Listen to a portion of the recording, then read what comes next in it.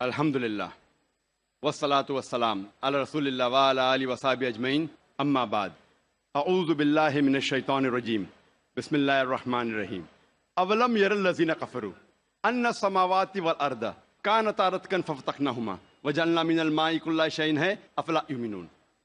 رب اشرح لی صدری ویسر لی امری واحلل عقدۃ من لسانی یفقہوا قولی۔ میرے محترم بزرگوں اور میرے عزیز بھائیوں اور بہنوں، السلام علیکم ورحمۃ اللہ وبرکاتہ۔ اللہ سبحانہ و تعالیٰ کی سلامتی، برکت اور رحمت آپ سب پر ہو۔ مجھے بے حد خوشی ہو رہی ہے کہ الحمدللہ 10 سال بعد میں پھر سے بھیونڈی شہر میں موجود ہوں تقریر کرنے کے لیے۔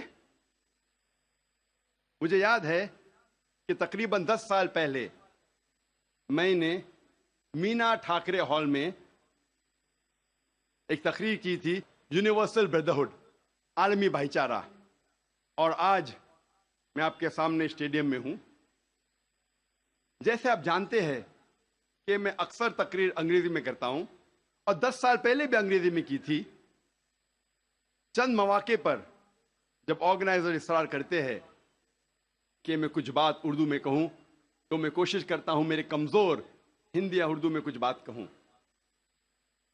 چونکہ میں نے تعلیم انگریزی میں حاصل کی ہے تو ظاہر ہے اس اردو یا ہندی تقریر میں کافی غلطیاں کروں گا۔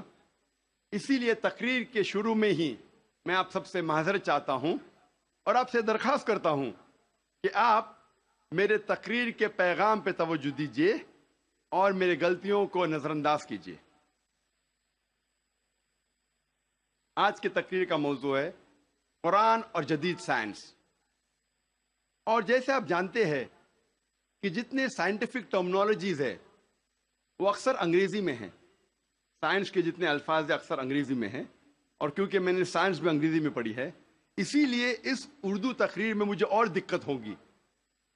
اسی لیے اللہ تعالیٰ سے دعا کرتا ہوں، اور جب ہم انگریزی سائنٹیفک ٹرمنالوجیز کو اردو میں ترجمہ کرتے تو اکثر عوام اسے نہیں سمجھتی۔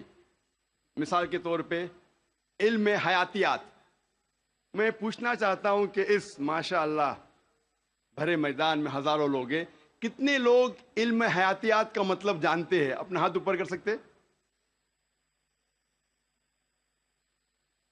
2% بھی نہیں۔ علم حیاتیات کا مطلب ہے بائیولوجی۔ کتنے لوگ بائیولوجی کا مطلب جانتے ہیں؟ ہاتھ اوپر کیجئے۔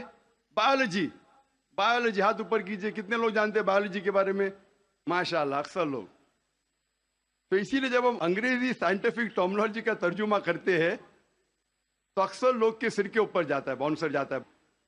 پھر جو اردو داں ہیں، جو ماہرین اردو زبان میں، وہ لوگ سمجھتے ہیں۔ پھر بھی میں کوشش کروں گا کہ انگریزی سائنٹیفک ٹرمنالوجی کو اردو میں ترجمہ کروں یا ہندی میں ترجمہ کروں، لیکن ظاہر ہے کافی غلطیاں ہوگی۔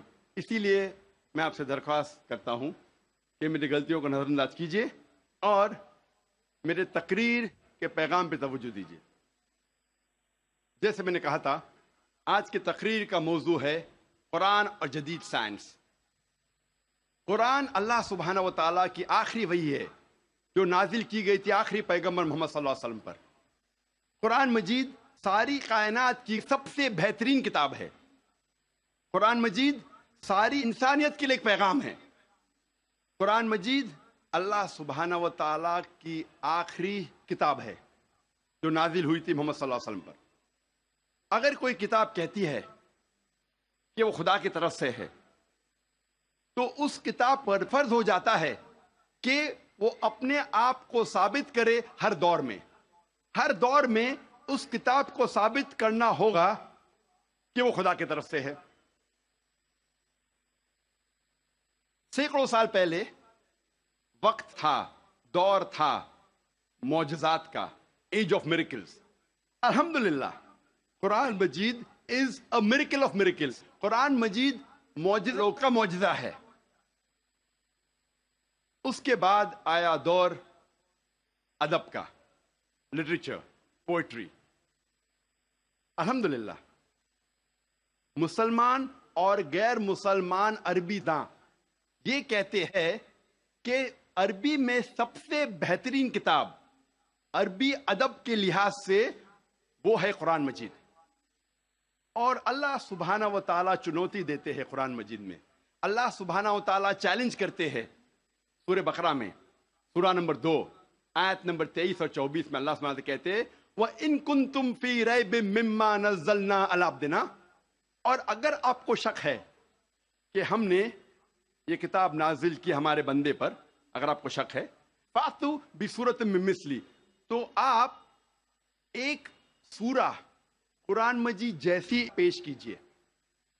مِن مِّثْلِهِ، ہو بہو نہیں، قرآن مجید جیسی ایک سورہ آپ پیش کیجئے.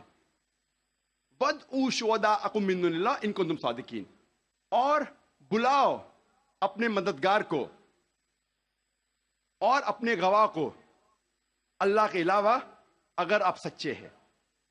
فَإِن لَّمْ تَفْعَلُوا، اور اگر آپ نہیں پیش کر سکتے، وَلَن تَفْعَلُوا، اور آپ ہرگز پیش نہیں کر سکتے، فَاتَّقُوا النَّارَ الَّتِي وَقُودُهَا النَّاسُ وَالْحِجَارَةُ أُعِدَّتْ لِلْكَافِرِينَ، تو ڈرو اس آگ سے جس کا ایندھن انسان اور پتھر ہے، جو انکار کرنے والوں کے لیے تیار کیا ہے. اللہ سبحانہ و تعالی ان دو آیتوں میں چنوتی دیتے ہیں، انسانوں کو چیلنج کرتے ہیں. یہ اس وقت دور تھا عربی ادب کا، اس وقت عربوں کو ناز تھا اپنی عربی زبان پر، اور وہ سمجھتے تھے کہ ان سے بہتر دنیا میں کوئی نہیں ہے. اس وقت اللہ سبحانہ و تعالیٰ قرآن مجید نازل کرتے ہیں اور ساری انسانیت کو چنوتی دیتے ہیں، چیلنج کرتے ہیں کہ اگر آپ کو شک ہے کہ یہ کتاب خدا کی طرف سے نہیں ہے تو آپ قرآن مجید جیسی ہو بہو نہیں، ملتی جلتی، ہو بہو تو دور کی بات ہے، ایک سورہ پیش کرو. اور قرآن مجید کی سب سے چھوٹی سورت ہے 3 آیتوں کی، صرف 10 الفاظ.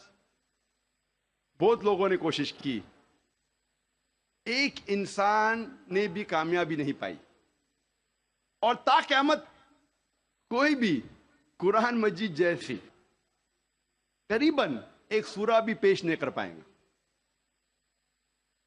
لیکن آج کا دور ادبی دور نہیں ہے، it's not an age of literature and poetry. اگر کوئی کتاب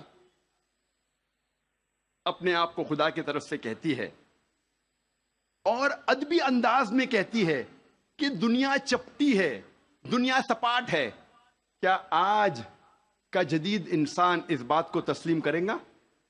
بالکل نہیں، کیونکہ آج کا دور ادبی دور نہیں ہے، آج کا دور ہے جدید سائنس کا دور.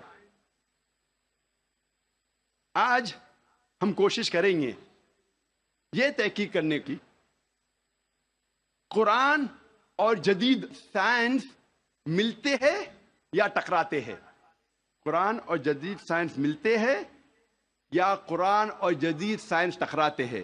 اس موضوع پہ ہم انشاءاللہ